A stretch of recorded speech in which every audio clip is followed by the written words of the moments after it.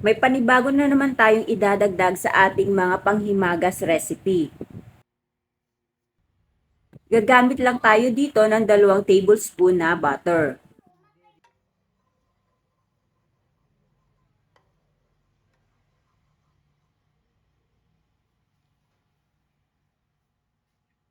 Pag natunaw na yung ating butter, saka natin ilalagay yung ating 1 can na condensed milk. Any brand ay pwede nyong gamitin. Bali lulutuin lang natin ito hanggang ito ay lumapot.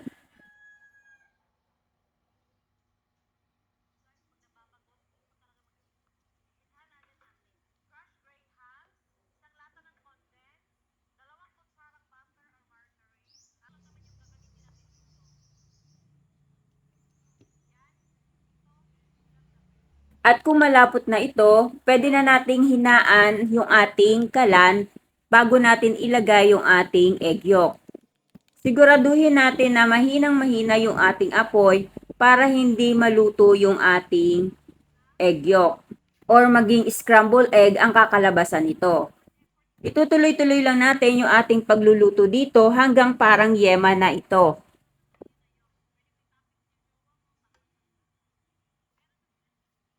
At kung ganito nakalapot yung ating niluluto, pwede na nating ilagay dito yung ating crushed graham. Bali 1 pack yung ating ilalagay dito.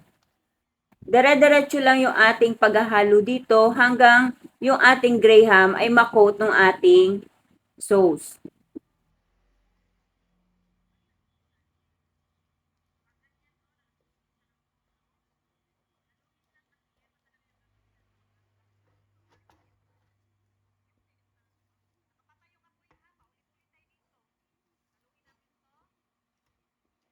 Maglalagay tayo dito ng chocolate bar, ito'y optional lang.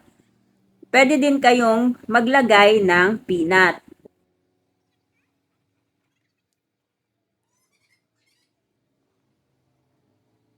Itutuloy-tuloy lang natin yung ating pagluluto at paghahalo dito hanggang ma-achieve natin itong ganitong texture.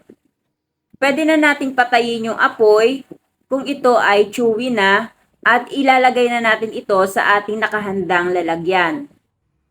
Bali, ipaplatin lang natin ito sa gusto nyong kapal.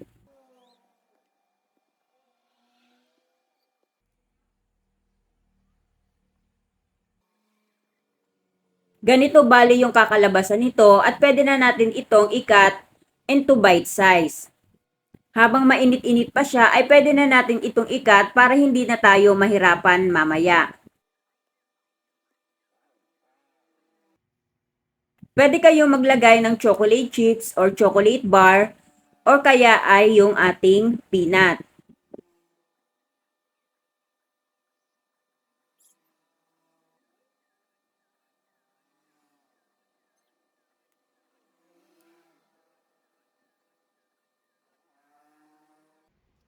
O ayan, meron na naman tayong panibagong recipe na pwede nating masubukan at gayahin.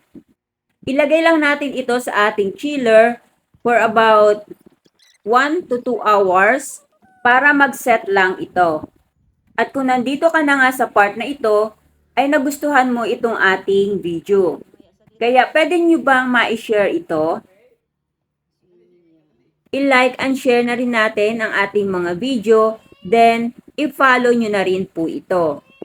Thank you for watching. Bye-bye. God bless everyone.